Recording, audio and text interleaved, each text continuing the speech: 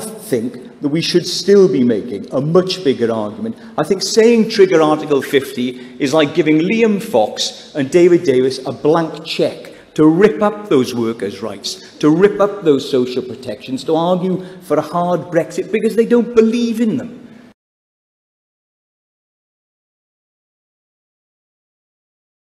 Just to be clear from both of you, would this process involve anyone from so-called Islamic State, yes or no?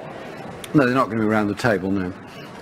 Well, my record is I was someone who worked on the peace process in Northern Ireland for 3 years. I was part of the UK's negotiating team that helped bring together the loyalist paramilitaries and the DUP in particular into the process alongside And so with so-called Islamic State? And my view is that ultimately all solutions to these sorts of crises, these sorts of international crises, do come about through dialogue. So eventually, if we are to try and solve this, all of the actors do need to be involved. But at the moment, ISIL are clearly not interested in negotiating. Okay. All right. So you're a no and you're a yes, that's clear. Thank you. No, it's, at some point, for us to resolve this, we will need to get people around the table. Okay.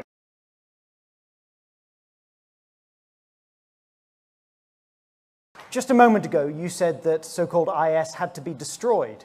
Yesterday, you said we might have to talk to them. Which is it? No, look.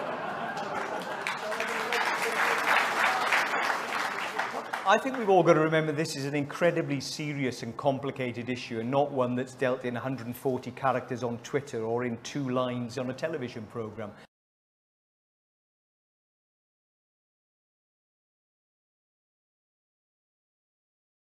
Obviously there has to be a strategy, but the whole point of the referendum was that the public will be asked their opinion.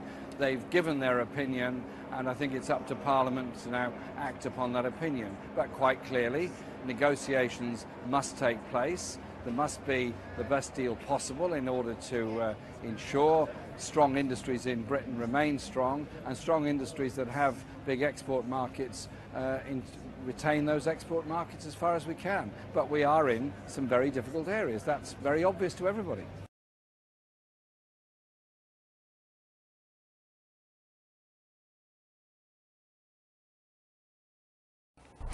Can we talk about Brexit? On the morning after the referendum, you did go on TV and you basically said we need to invoke Article 50 now.